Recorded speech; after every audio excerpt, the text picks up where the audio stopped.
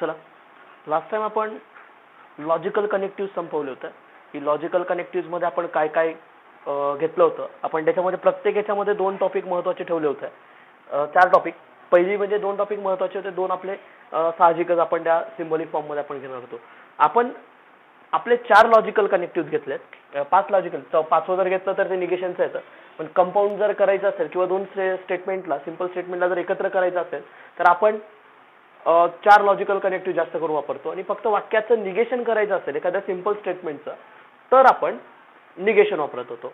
Okay. Now पहिलं जे logical connective होतं ते म्हणजे अँड, दुसरं ऑर, तिसरं इफ अँड देन, चौथं इफ अँड ओनली. असे 4 लॉजिकल कनेक्टिव्ह होते. आणि पाचवं जर म्हटलं तर नॉट. असे 5 लॉजिकल कनेक्टिव्ह घेतले आपण निगेशन धरून. नाव यांच्यामध्ये आपण प्रत्येकाची डेफिनेशन डिफाइन केलेली आहे. अँड ह्या लॉजिकल कनेक्टिव्हचा वापर करून जर आपण कंपाऊंड स्टेटमेंट तयार करत असेल तर त्याला आपण कंजंक्शन म्हणतो. ऑर ह्या लॉजिकल कनेक्टिव्ह म्हणजे एक्सप्रेशन आपण डेफिनेशन मध्ये जर घेतलं तर the compound statement which is form by using the logical connective किंवा connective by using the word and is called a conjunction. The compound statement which is formed by using the connective or is called a disjunction. The compound statement which is formed by using logical connective if and then, the given statement is called a implication conditional. Okay. If and this, the compound statement which is formed by using the logical connective if and only is called a biconditional double implication. Okay. The compound statement which is formed by using the compound statement ने म्हणता येणार किंवा एखादा simple statement. The simple statement which views a logical connective not in a appropriate place. In a appropriate place म्हणजे काय, एखाद्या वाक्यामध्ये नॉटचा योग्य ठिकाणी वापर करायचा किंवा वाक्याची सुरुवात केलेली असेल it is false that, it is not true that, it is not case that असं काहीतरी आलं असेल वाक्याच्या सुरुवातीला तर त्या ठिकाणी निगेशन आपण यूज करू शकतोय. किंवा वाक्याची सुरुवात करून त्या वाक्यांनी म्हणजे त्या फ्रेजेसने करून आपण त्या वाक्याला निगेशन मध्ये कन्वर्ट करू शकतोय. नाव आणि निगेशन करत असताना आपण एक सिम्पली असं डोक्यात ठेवायचं की ट्रू असेल तर त्याला फॉल्स करा, फॉल्स असेल तर त्याला ट्रू करा. ओके. एवढं फक्त आपण याच्यामध्ये बघत होतो. नंतर आपण त्याचे सिम्बॉलिक फॉर्म्स बघितले होते. जर 2 वाक्य घेतले असतील पी आणि क्यू तर पी अँड क्यू हे त्याचं लॉजिकल लॉजिकल कनेक्टिव्ह वापरून त्याचा कंपाऊंड स्टेटमेंट असेल. ऑर घेतलं तर पी ऑर क्यू हे त्याचं लॉजिकल कनेक्टिव्ह असेल म्हणजे कनेक्टिव्हचा वापर करून सिम्बॉलिक फॉर्म असेल. पी इम्प्लाइज क्यू हे इम्प्लिकेशनचा symbolic form. P double implies Q ह्या डबल इम्प्लिकेशन साठीचा. आणि निगेशन पी एखाद्या सिंगल स्टेटमेंटचा दॅट्स निगेशन पी. कुठे इथे मग निगेशन घेतलं ना आपण, पी स्टेटमेंटचं निगेशन घेतलं ना आपण, पी या वाक्याचं आपण निगेशन केलं त्याच्यामुळे आपण ते निगेशन घेतलंय. कळतंय का? हा. आता एक लक्षात घ्या, मी परत एकदा व्यवस्थित लक्षात असू द्या कारण पुढचा पार्ट जो आहे तो याच्याशी रिलेटेड आहे म्हणून मी परत एकदा तुम्हाला सांगतोय. लक्षात घ्या. अँड लॉजिकल कनेक्टिव्ह घेतलं तर वाक्य सिम्बॉलिक फॉर्म मध्ये पी अँड क्यूच्या फॉर्म मध्ये असेल. ऑर हा लॉजिकल कनेक्टिव्ह असेल तर पी ऑर क्यू हा सिम्बॉलिक फॉर्म असेल. इफ अँड देन वाक्यात येत असेल तर इफ पी देन क्यू किंवा पी इम्प्लाइज क्यू हा त्याचा सिम्बॉलिक फॉर्म असेल. इफ अँड ओनली वाक्यामध्ये येत असेल तर आपण symbolic form P double implies Q घेणार. नंतर जर नॉट हा वाक्यामध्ये येत असेल तर निगेशन पी हा फॉर्म मध्ये घेणार. ओके. आणि त्यांच्या सर्वांचे ट्रूथ व्हॅल्यूज आपण कशा घेतोय ते लक्षात घ्या. आता नाव P Q, P statement Q statement त्याच्या 4 पॉसिबिलिटीज. ओके. आणि प्रत्येकाचं कंपाऊंड स्टेटमेंटच्या ट्रूथ व्हॅल्यूज मी इथे काढतोय. कंजंक्शन, डिसजंक्शनच्या ट्रूथ व्हॅल्यूज, ह्या कंजंक्शनच्या ट्रूथ व्हॅल्यूज, इम्प्लिकेशनच्या ट्रूथ व्हॅल्यूज, डबल इम्प्लिकेशनच्या ट्रूथ व्हॅल्यूज. म्हणजे जर पॉसिबिलिटीज आपण घेणार आहोत, जर पहिलं स्टेटमेंट ट्रू दुसरं स्टेटमेंट ट्रू तर पी अँड क्यू काय ते ट्रू येणार. पहिलं स्टेटमेंट ट्रू दुसरं फॉल्स तर रिझल्टंट व्हॅल्यू फॉल्स येणार. पहिलं फॉल्स दुसरं ट्रू तर रिझल्टंट व्हॅल्यू फॉल्स येणार. पहिलं ट्रू दुसरं फॉल्स तर अँड मध्ये फॉल्स येणार. False just you have to take an true and true is true, true and false is false, false and true is false, false and false is false. That's what is a logical connective. Okay. OR मध्ये घेतलं तर लक्षात घ्या true or true वाचताना आपल्याला असं वाचायचं आहे, true or true is true. Okay, true or true is true. नंतर true or false is true, false or true is true and false or false is false. नंतर इम्प्लिकेशन मध्ये लक्षात घ्या, true implies true is true, true implies false is false, false implies true is true, false implies false is true. Okay, now and then last one is true double implies true is true, true double implies false is false, false double implies true is false and false double implies false is true. हे लक्षात ठेवायला लागेल. आणि negation साठी आपण जे घेतलं होतं तेच काय, पी हे सिंपल एक वाक्य असेल तर ट्रूचं फॉल्स करायचं, फॉल्सचं ट्रू करायचं निगेशन वापरल्यानंतर. समजतंय सर्वांना परत एकदा?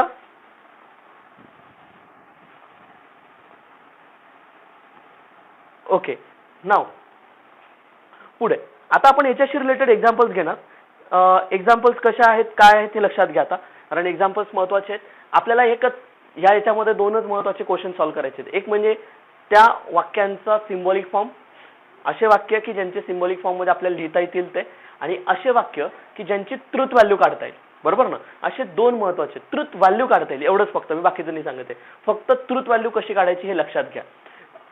ज्यावेळेला आपल्याला ह्या पॉसिबिलिटीज मी त्याच्याकरताच घेतल्या, सर्वच्या सर्व एकत्र लिहून, जर पहिलं ट्रू आहे दुसरं ट्रू आहे तर समथिंग ऑफ दॅट, ते त्या टाईपचे मला दोन क्वेश्चन याच्यामध्ये घ्यायचे आहेत. मग आपण ही जी एक्सरसाइज झाली की त्यानंतर आपले आता एक्झाम्पल्स स्टार्ट होतील. एक्झाम्पल्स कसे असतील ते बघा आता. Now we have to start the examples.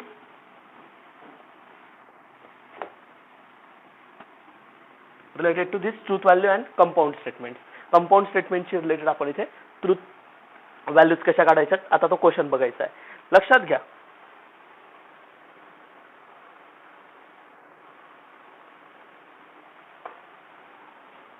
Question काय असेल,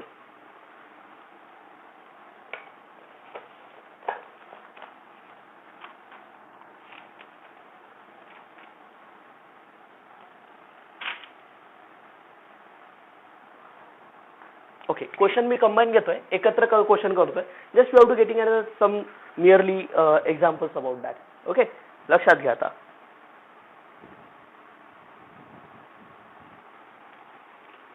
एक्झाम्पलचा आता पहिला जो क्वेश्चन घेतला होता तो त्याच क्वेश्चनला पुढे कंटिन्यू करा ना. नोटबुक आपल्या दोघे सेपरेट ठेवा. एक थेरीची नोटबुक असू द्या वेगळी आणि एक्झाम्पलची नोटबुक वेगळी असू द्या, किंवा तुम्हाला जसं पटेल तसं. जर एकत्र करता येत असेल तर एकत्र केली तरी काही हरकत नाही, किंवा सेपरेट ठेवता आली सेपरेट ठेवा. फक्त एवढंच की चॅप्टर वाईज आपले जे क्वेश्चन होणार आहेत सर्व क्वेश्चन एका ठिकाणीच पाहिजे, ते कुठे कुठे ठेवू नका. फक्त ते सेपरेट नोटबुक जर करत असाल तर व्यवस्थित एका ठिकाणी सर्व कलेक्ट करा, क्वेश्चन एकत्र करा आणि मग त्यानंतर पुढे कंटिन्यू करा. नाव नेक्स्ट क्वेश्चन कसा असेल बघा. क्वेश्चन नंबर सेकंड आहे आपला हा. ओके, पहिला क्वेश्चन झाला, हा क्वेश्चन नंबर सेकंड आहे. Write the following statement.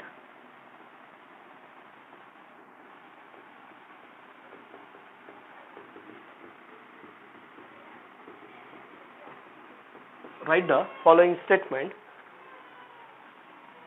Write the following. आपण जस्ट क्वेश्चन आपला कंपाऊंड स्टेटमेंट घ्यायचं.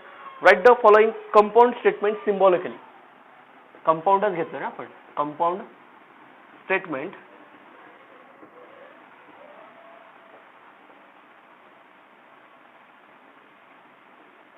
symbolically and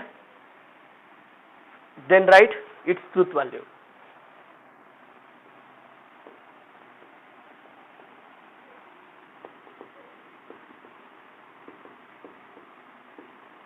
And then write its truth value. Okay, पहिलं एक्झाम्पल बघा. पहिलं एक्झाम्पल काय, Nagpur is in Maharashtra. Nagpur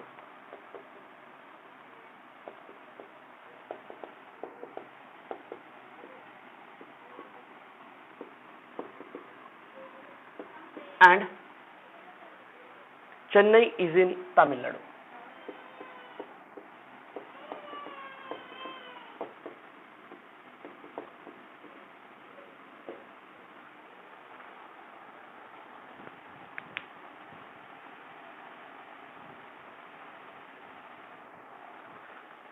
Okay, Nagpur is in Maharashtra and Chennai is in Tamil Nadu.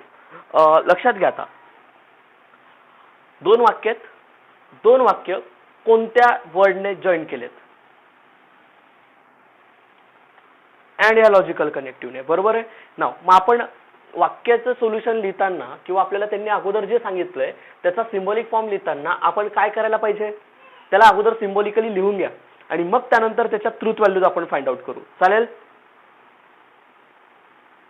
Okay, चला मग आपण मेन्शन करताना कसं लिहिणार? लेट पी स्टेटमेंट सांगा. दोन वाक्य आहेत माझ्याकडे. चला दोघं वाक्य सांगा. काय पहिलं वाक्य? पी वाक्य कशाला म्हणायचं? Nagpur is in Maharashtra. Okay, Q statement सांगा.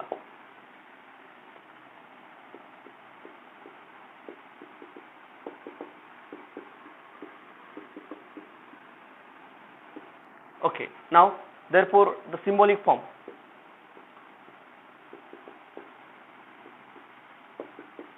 सिम्बॉलिक फॉर्म सांगा मग. Write down it just like P and Q. बरोबर आहे का? P and Q.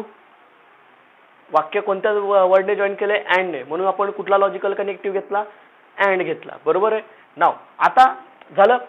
त्यांनी काय सांगितलं होतं पहिल्या? Right the following compound statement symbolically लिहिलं गेलं.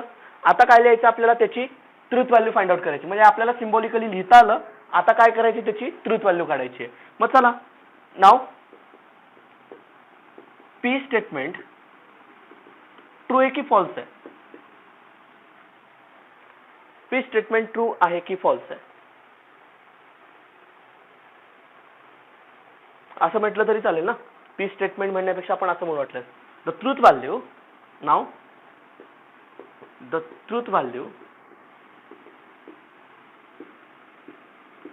P is true. True है ना? Nagpur is in Maharashtra. Yes, that one is the right. Okay, and truth value of Q. Q true है कि false है? Chennai is in Tamil Nadu.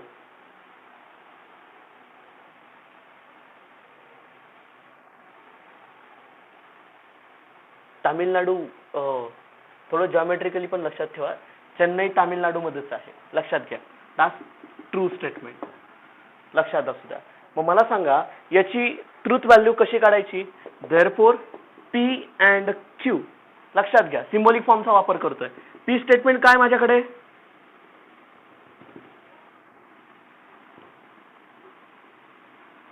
P स्टेटमेंटची truth value. P statement true आहे. Q statement true आहे. True and true. आत्ताच आपण truth table मध्ये असंच काहीतरी फाइंड आउट केलं होतं ना. पहिलं स्टेटमेंट ट्रू, दुसरं statement true and logical connective असेल. जर दोघंही स्टेटमेंट ट्रू असतील तरच रिझल्टंट व्हॅल्यू काय असेल? ट्रू असेल. बरोबर ना. मग कंपाऊंड स्टेटमेंटची ट्रूथ व्हॅल्यू काय? Therefore the truth value of a given statement is true. आपण मागच्या क्वेश्चन मध्ये एक साध्या सिंगल स्टेटमेंटची ट्रूथ व्हॅल्यू काढत होतो. साध्या वाक्याची ट्रूथ व्हॅल्यू काढत होतो फक्त. आपण असं काहीतरी नव्हतं केलं ना त्याच्यामध्ये. बरोबर ना. आपण कंपाऊंड स्टेटमेंटची नव्हती काढली. फक्त सिंपल स्टेटमेंटची ट्रूथ व्हॅल्यू काढली. कळतंय का? लक्षात घ्या. वाक्य त्यांनी असं दिलं होतं, Nagpur is in Maharashtra and Chennai is in Tamil Nadu. Okay. Now P statement Q statement दोन वाक्य दिलेले आहेत. पहिलं वाक्य आहे नागपूर इज इन महाराष्ट्र. दुसरं वाक्य आहे Chennai is in Tamil Nadu. Therefore दोघांमधला लॉजिकल कनेक्टिव्ह कोण होता? अँड होता. म्हणून त्याचा सिम्बॉलिक फॉर्म आला P अँड Q. मग आपण हा त्याचा सिम्बॉलिक फॉर्म काढला. नंतर त्याची ट्रूथ व्हॅल्यू बघा. The truth value of P statement is true कारण नागपूर हा महाराष्ट्रात आहे. ओके. आणि truth value of Q statement is also true कारण चेन्नई तामिळनाडूमध्ये. मग मी त्याची ट्रूथ व्हॅल्यू काढण्यासाठी सिम्बॉलिक फॉर्मचा वापर केला. P and Q that's which is equivalence to true and true. That's equivalence to true. Therefore the truth value of given statement is true. चलो नाउ सेकंड एक्झाम्पल आहे 4 इज अ ऑड और 1 is a prime. Okay. चला त्याच्यातलं पहिलं statement सांगा मला. P statement.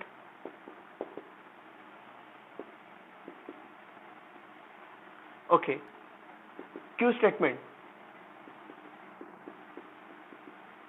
Okay, therefore its symbolic form.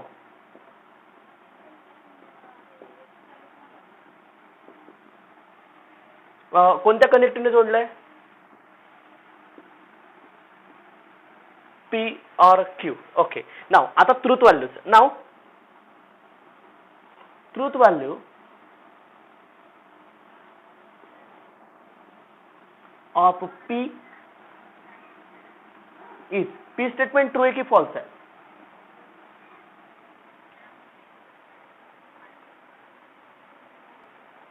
Okay, now false. Okay, and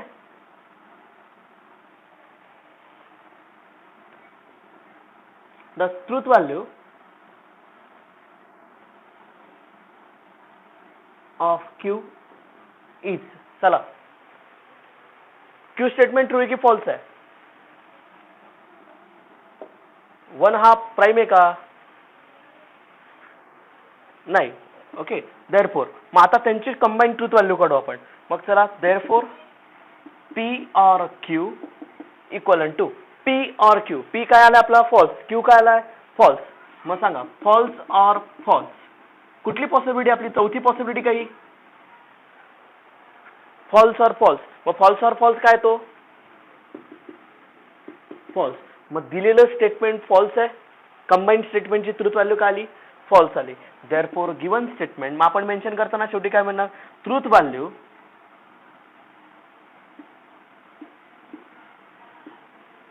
of given statement is false. कळतंय आता? हे नक्की समजतंय सर्व? ओके, चला आता पुढच्या वाक्याकडे जाऊ. हा,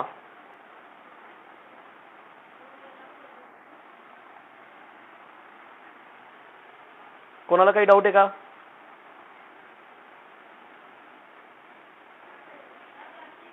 ओके, चला जाऊ थर्ड एक्झाम्पल कडे. थर्ड एक्झाम्पल कडे जायचं. ओके, चला.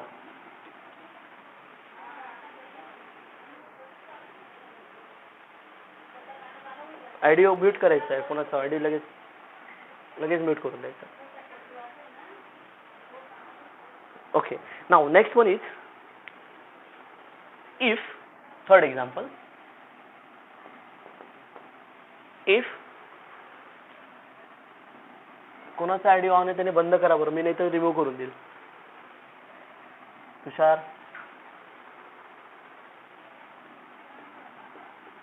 देन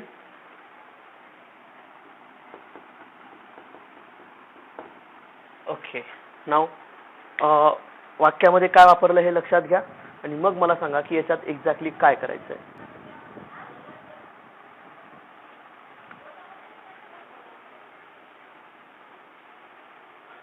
ओके, वाक्य. मग पी स्टेटमेंट सांगायचं मला. चला, लेट पी वाक्य.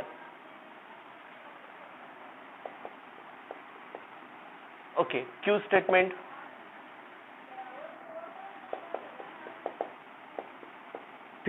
ओके, चला मग आता symbolic form. Therefore symbolic form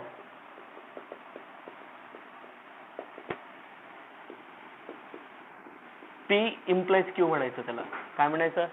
P implies Q. Okay, now त्याच्या truth value. Now the truth value of statement P is, पहिलं स्टेटमेंट ट्रू आहे की फॉल्स आहे? 3 × 5 = 8. काय? फॉल्स आहे. नंतर and truth value of statement Q is false. म्हणजे obviously आपलं सिम्बॉलिक फॉर्म काय आपला? P implies Q चा आहे. कुठला आहे? P implies Q चा. जर हायपोथेसिस फॉल्स असेल, कन्क्लुजन फॉल्स असेल तर मग चला सांगा देअरफॉर कितवी पॉसिबिलिटी आपली ही? कितवी पॉसिबिलिटी ही? Just first statement is true, second sorry first statement is false, second is false, then false implies false काय येणार आहे आपला, फॉल्स येणार आहे. म्हणून लक्षात घ्या the resultant value therefore the truth value of given statement is false. बघा आता कळतंय का हे? सॉरी हो ट्रू येत आहे बरोबर. लास्ट पॉसिबिलिटी आपली इम्प्लिकेशन मध्ये फॉल्स इम्प्लाइज फॉल्स काय ते आपलं ट्रू येत आहे. लक्षात येत आहे? ही लास्ट पॉसिबिलिटी आपली बरोबर आहे. Just you have to taken as a last possibility then false implies false is true. Now या पुढचं एक्झाम्पल घ्यायचं. कळलं का हे एक्झाम्पल इम्प्लिकेशनचं? ओके हां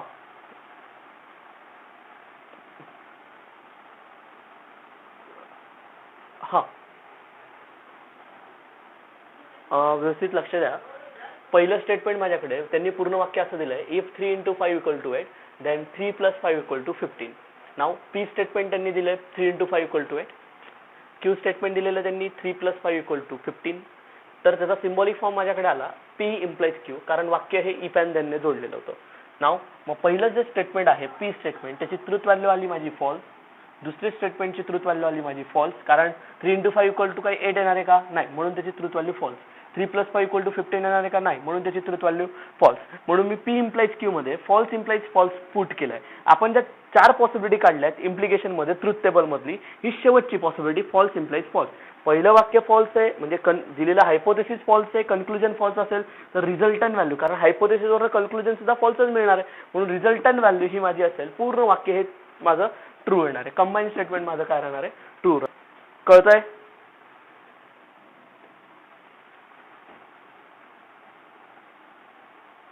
ओके नेक्स्ट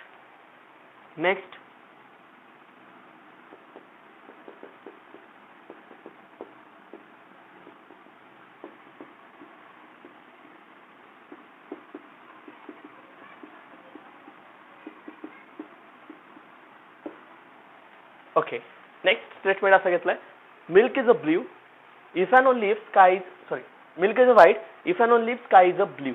ओके नाव पहिलं वाक्य सांगा.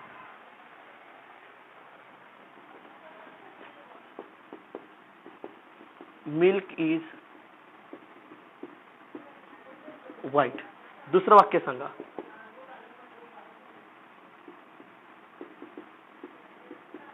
Sky is blue. Okay symbolic form.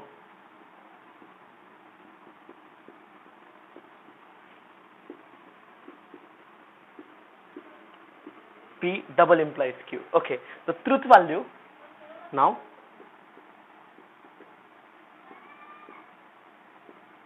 of statement P is P statement सांगा. पहिलं milk is white, true. Okay, again. Okay. Now again truth value of statement Q is